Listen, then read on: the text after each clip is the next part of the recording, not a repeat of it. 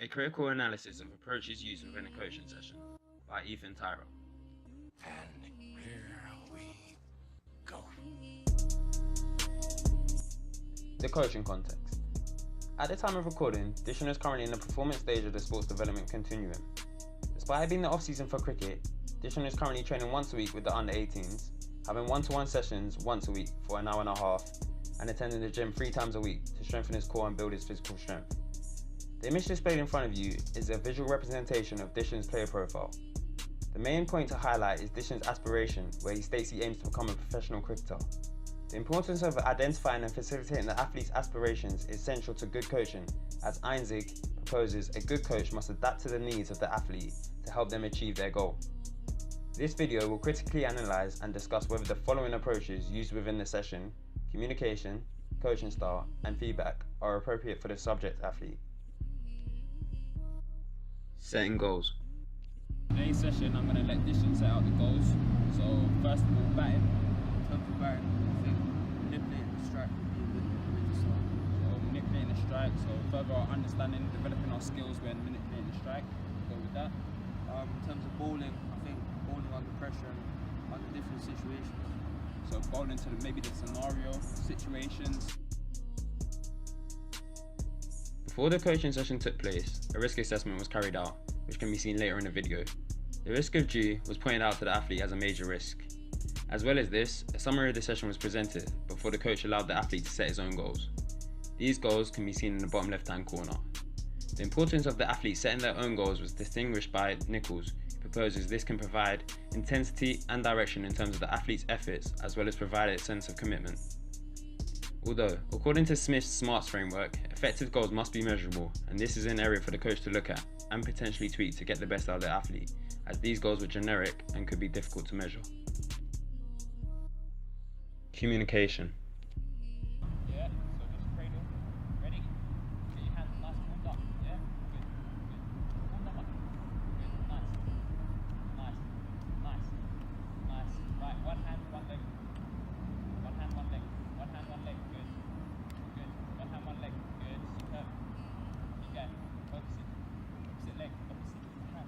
Opposite leg. Opposite hand. Ready? Good, good. Nice, nice. Keep balance. Good. Keep working. Keep working. Keep working. Right, even lower now. Even lower.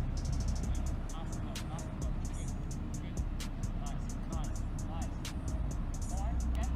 Right, now add a bit of a shuffle. Add a bit of a shuffle. There we go. Good. Add a bit of a shuffle. Good. Nice, nice. Good. I like it. Go. Nice. Great catch. Good. Keep going. Keep working. Keep working. Right, good. Throughout the coaching session, the use of positive language through praise and encouragement was evident throughout. According to Martins, communication is the foundation of successful coaching.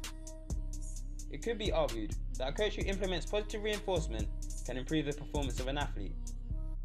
After conducting a quantitative study with 30 6th grade students, Green and Todd concluded students who were in the positive reinforcement group displayed significantly lower heart rate levels than the negative reinforcement group, resulting in an improvement in performance.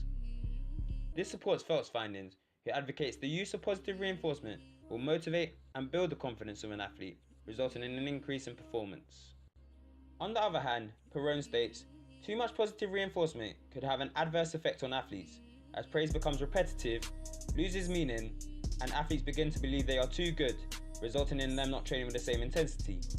Subsequently, by implementing a positive communication style, this can build the confidence of an athlete and act as motivation, which can determine either success or failure. However, it must be considered there is a fine line between too much or too little positive reinforcement, as too much positive reinforcement can diminish praise, or athletes can take this for granted, resulting in them not working as hard, seeing a demise in performance. Coaching styles.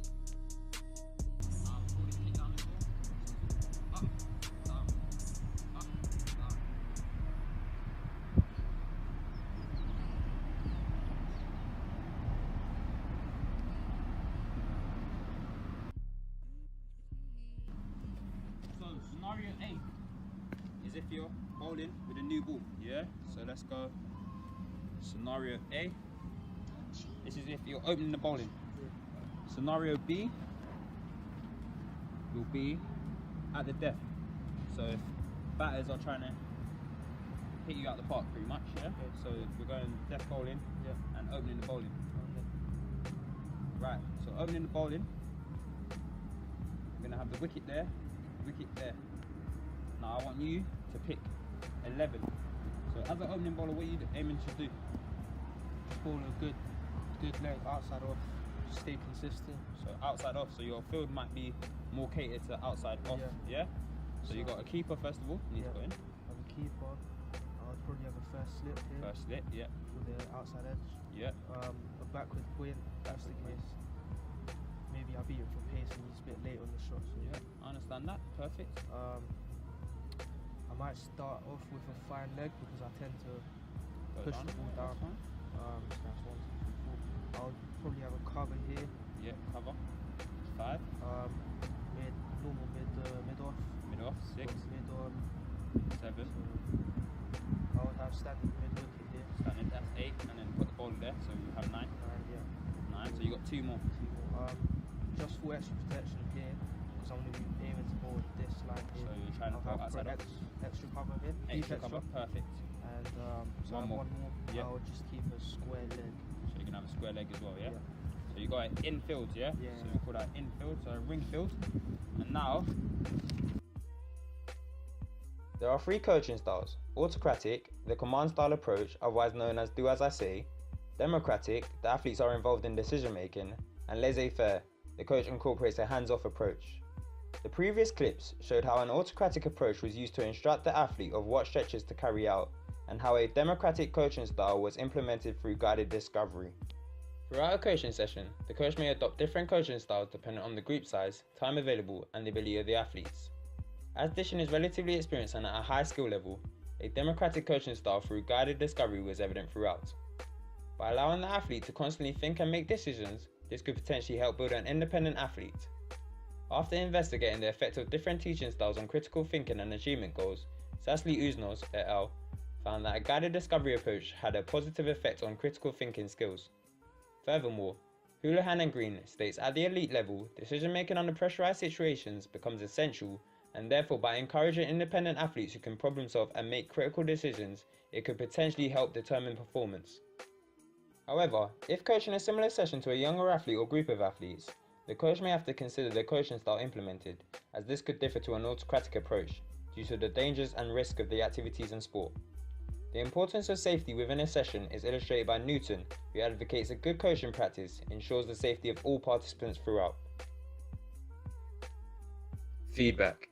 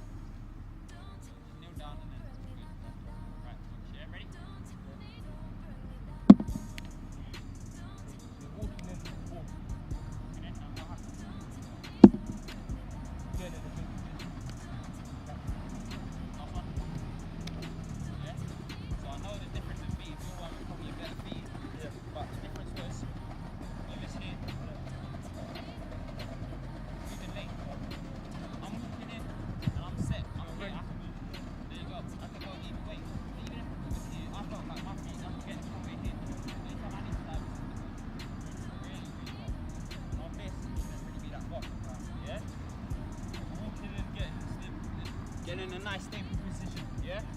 So that you're able to move both ways. Yeah? Ready?